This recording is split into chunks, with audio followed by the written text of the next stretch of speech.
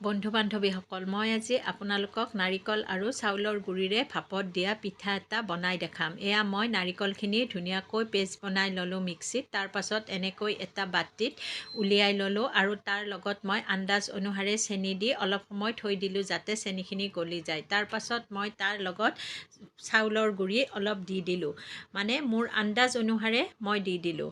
চাউলৰ গুড়িখিনি মই আগতীয়াকৈ অলপ ভাজি ৰাখিছোঁ। ইয়াত এতিয়া মই পানী দি ধুনীয়াকৈ এটা পেষ্ট বনাই ল'ম।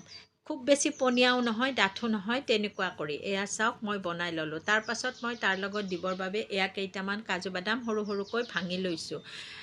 ইয়াৰ লগতে মই টিফিন বাতি এটাত ৰিফাইন দি ধুনীয়াকৈ ৰিফাইনখিনি চাৰিওফালে লগাই দিছোঁ। আপোনালোকে হাতেৰেও লগাই দিব পাৰে।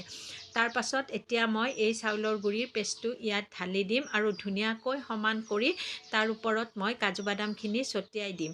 আপোনালোকৰ তাত যদি খিচমিচ বা চেৰি থাকে তেনেহ'লে সেয়াও দি দিব পাৰে, কিন্তু মোৰ তাত আজি নাই, সেইবাবে মই দিয়া নাই। এতিয়া মই এটা কেৰাহীত ধুনীয়াকৈ পানী লৈছোঁ আৰু তাৰ ওপৰত ষ্টেণ্ডডালত দিছোঁ আৰু এতিয়া মই তাত টিফিন বাতিটো বহাই ঢাকনি লগাই দিম আৰু মাজে মাজে এবাৰ দুবাৰ খুলি চাম আৰু চুৰিৰে এনেকৈ সুমুৱাই চাম যাতে হৈছে নে নাই গম পাওঁ। যদি তাত গুড়ি লাগি নাহে তেনেহ'লে গম পাব যে পিঠাটো হৈছে আৰু তেতিয়া নমাই আনি অকণমান সময় ঠাণ্ডা হ'ব দিব আৰু তাৰপিছত এখন প্লেটত এনেকৈ ওলটাই বাকি ল'ব।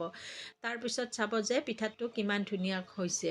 যদি ভিডিঅ'টো চাই আছে আৰু ভাল লাগিছে তেনেহ'লে লাইক, কমেণ্ট আৰু শ্বেয়াৰ কৰিব আৰু আগলৈ যাতে ভিডিঅ' দিলে পায় তাৰ বাবে পেজটো ফ'ল' কৰি থৈ দিব।